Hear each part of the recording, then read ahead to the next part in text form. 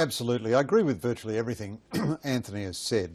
We tried massive intervention in Iraq, didn't have a good outcome. We tried intervention just getting rid of the dictator in Libya, an even worse outcome. We didn't intervene in Syria, and that's the worst outcome of all. Liberalism has failed in the Middle East. It can't survive. In Libya, the Liberals won the election, but the warlords and the tribal chiefs wouldn't let them stay in power. What you've got to try to do is get governments which function, which don't commit genocide against their own people, and which don't attack us. I think the new government in Egypt is about as good as you could hope for. So, you know, let's forget the demands that there be co-educational sports in Egyptian colleges and that, you know, there be one vote, one person, etc., etc. That's just unrealistic. We've got to value stability now, coherence in government, no ungoverned spaces for the likes of Islamic State to occupy. Fill any vacuums. Bernard King, do you want to respond to this call for a Cold War principle?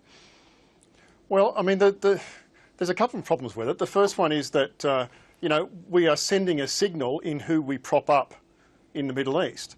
You know, when we prop up dictators, even if they're not genocidal, when we spend or give them billions of dollars worth of arms to help them suppress their own populations, that's sending a signal, a strong signal to the Arab world and to Muslim communities worldwide about what our values are, and that signal perfectly plays into the propaganda that Islamic State runs, that the West hates Muslims. The other problem is the issue of consistency. I mean, what lesson is the Arab world to take from the fact that Saudi Arabia, which is this bloodthirsty, brutal theocracy that beheads people for sorcery and systematically oppresses women and treats expatriate workers like slaves, they're our best mates.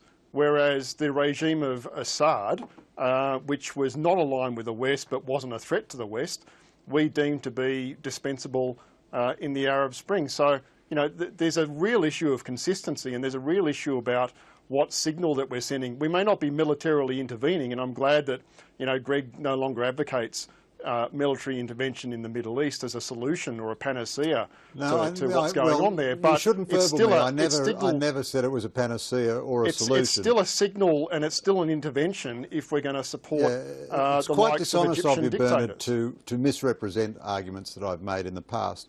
And there's nothing really wrong with your blather there, except that it wildly overstates the influence that we have. Dictators didn't survive because the West propped them up. And, you know, trying to get stability and an end to bloodshed in Syria does not feed into any narrative that the West hates Muslims, unless you're crazy.